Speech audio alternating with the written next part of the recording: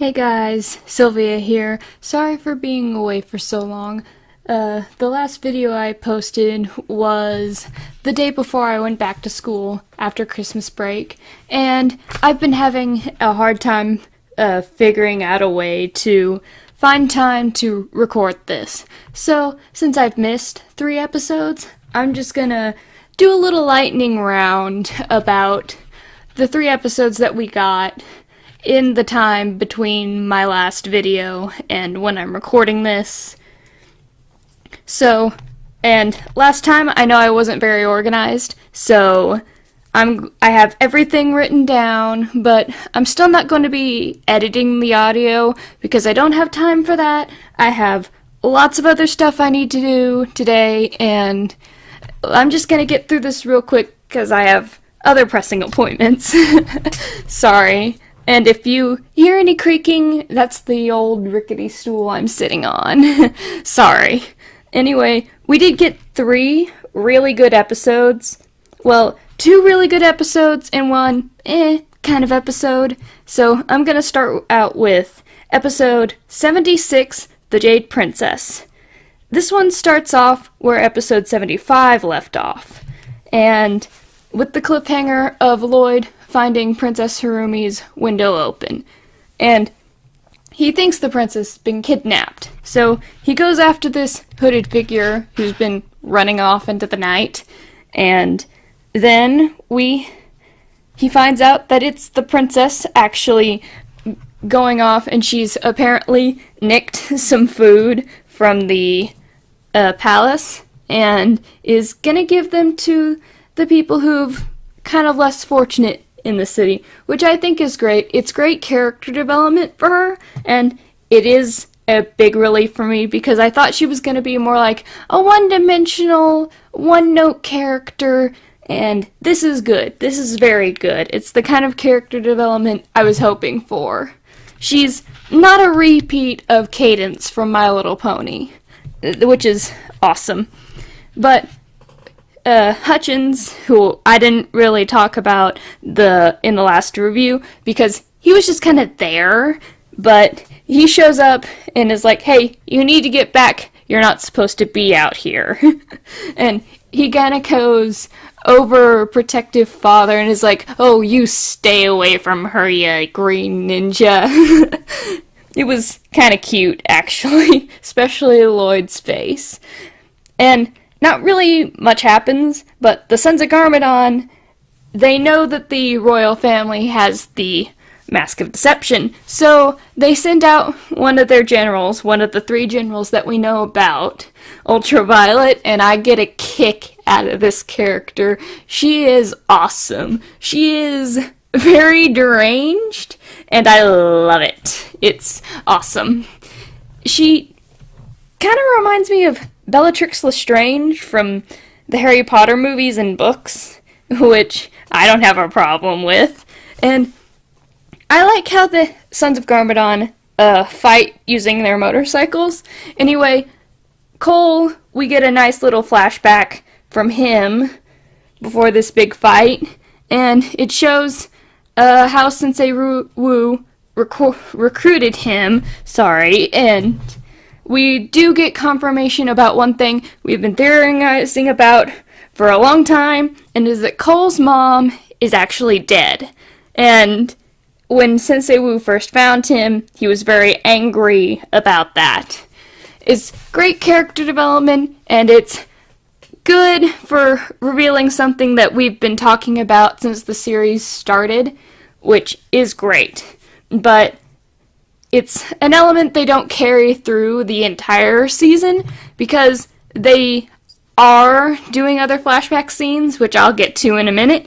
But the Sons of Garmadon attack, and Cole thinks that Hutchins is the one who helped them get in because he follows him into these tunnels, and there's bombs under the palace, and they explode, and the Sons of Garmadon, led by Ultraviolet, attack the palace, and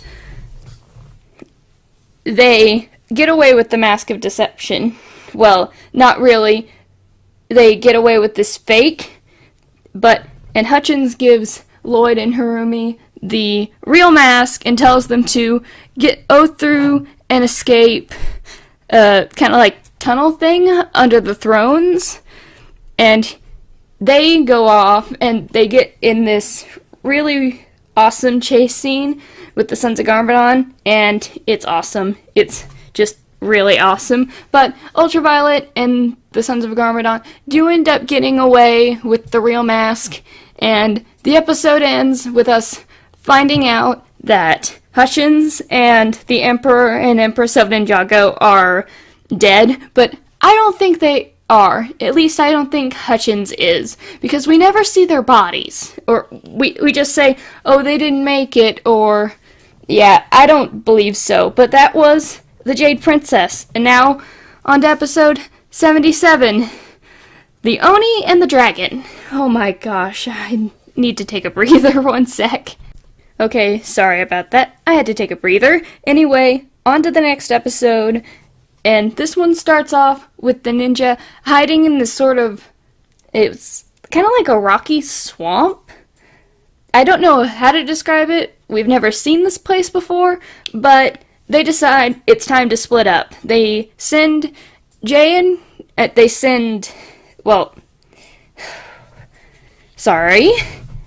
They go to the tea shop that's run by the lady who gave Sensei Wu and Nia the Tomorrow's tea in season 2. And I'm glad they're building on this, because we haven't seen this lady in quite a long time. But she says that she has some information about what the Oni masks are used for. But they came to get a tea called the Tea of Truth, so they could go interview one of the Sons of Garmadon agents that got captured during the first episode. So they split up. Zane and Cole go to the police station to interview the suspect, and Jay and Lloyd stay at the tea shop to hear about the legend and the connection of the Oni masks and what they're used for. And we've known this for a long time, but yes, the Oni masks are going to be used to resurrect the evil Lord Garmadon. And ow, I just hit my hand on the desk. Anyway, this episode was a lot funnier than the last two. Definitely a step up in humor, because this is a more lighthearted episode. Definitely. And I think it's to make up for what's coming. But they find out that, Zane and Cole find out that the Sons of Garmadon have a hangout at it's a karaoke club, but let's face it, us older fans know it's a bar. It's kind of like a dive bar situation that they've got going on. And one thing about it is that Dareth is running it. Oh my gosh. And it is kind of cute, to be honest. But Zane and Cole are, they're in disguise. Cole has a fake mustache, a fedora, and a fake scar. And Zane is using his cloaking device to full effect. And, oh my gosh, Cole's singing. Let's just talk about Cole singing for a second. Oh my gosh. That was the highlight of this episode for me. Oh gosh. Sorry. But we do get... Cole does get found out, and apparently Zane's plan was to have this happen so he could then save one of the Sons of Garmadon generals, so he could earn their trust and go undercover. But one thing that was most interesting about this episode is the new information we get on the first Spinjitzu Master, and the Oni masks in general. That in the first realm, the Oni and dragons were, let's just say the first Spinjitzu Master is kind of like a hybrid of the Oni and dragons. The Oni had powers to destroy, and the dragons had power to create. And when they started fighting over which side the first Benjutsu Master would be on, he fled to another realm and created Ninjago, which means that Lloyd, as well as Lord Garmadon and Sensei Wu, are at least part, Oni and Dragon. But since we know that Sensei Wu and Garmadon aren't, well, they don't exactly have a mother, and we know Lloyd does, it means that Lloyd is part Oni and Dragon and part human, while Lord Garmadon, Sensei Wu, and the first Benjutsu Master are full part Oni and Dragon, which I find pretty interesting. And whoa, I have to take another breather. Sorry about that, I'm just not used to talking this much. Anyway, episode 78, Snake Jaguar, which I just realized I have misspelled in these notes. And plot summary, Zane is taken by Mr. E and Ultraviolet into the Sons of Garmadon's secret hideout, where he meets the third general of the Sons of Garmadon, Kilo, who is this giant, kind of like, he's not the same shape as a normal Lego minifigure, he's ginormous. Kind of like the troll from the Legend of Clutch Powers, if anyone has ever seen that. Go check that out if you haven't, it's actually pretty funny. Anyway, the Kilo tells Zane that he has to compete in this race in order to become a member of the Sons of Garmadon. So, since Zane doesn't exactly have a motorcycle, he says, oh, you can have Ultraviolets, and for some reason, Kilo is British? I don't know why, but he reminds me, besides the troll, he reminds me of that huge cat from that German film, Felidae. He sounds almost exactly like the cat from that English version of that movie. If you're up for it, check that movie out too. It's not your mom's Aristocats, let me tell ya. Anyway, Kilo does drop a hint about the leader of the Sons of Garmadon. In fact, he's called the Quiet One. But the motorcycle chase is actually a really interesting part of this whole episode. It takes up most of it.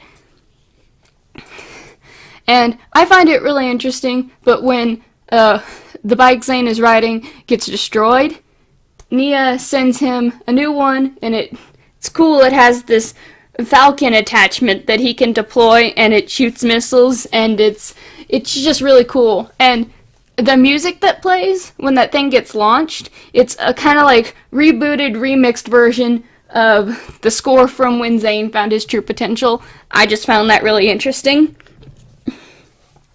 So, we find out that Kilo does know how to use the Mask of Deception, and he uses it, and it has these telekinetic powers, which I find really interesting, and I'm really looking forward to see what the Mask of Hatred, what kind of powers it has.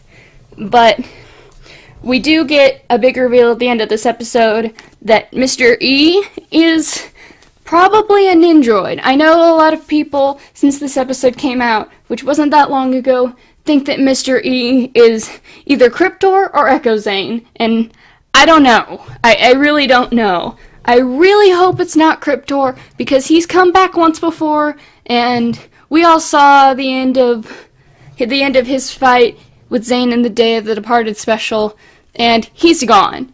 And we don't know what happened to Echo Zane, because the entire events of Season 6 did get erased by Jay, so we don't know what's happened to Echo Zane. But that's all we get from that episode, and I just want to talk about the first scene that we get, which is another flashback of when Sensei Wu first met Zane, which is apparently before Dr. Julian supposedly died.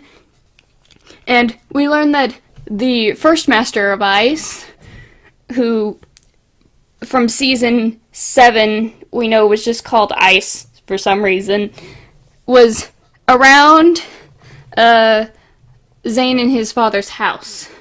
And This could have been so great. We could have finally got an explanation for why Zane has his powers. He's obviously not a descendant, and we know from how Dr. Julian speaks of the Master of Ice that he doesn't know him. A lot of people have been speculating that, oh, maybe Dr. Julian was the Master of Ice's son. He's not. They're complete and total strangers, and they never meet again after this. So, and they don't explain how Zane gets his powers either. They just say that the Master of Ice took interest in him.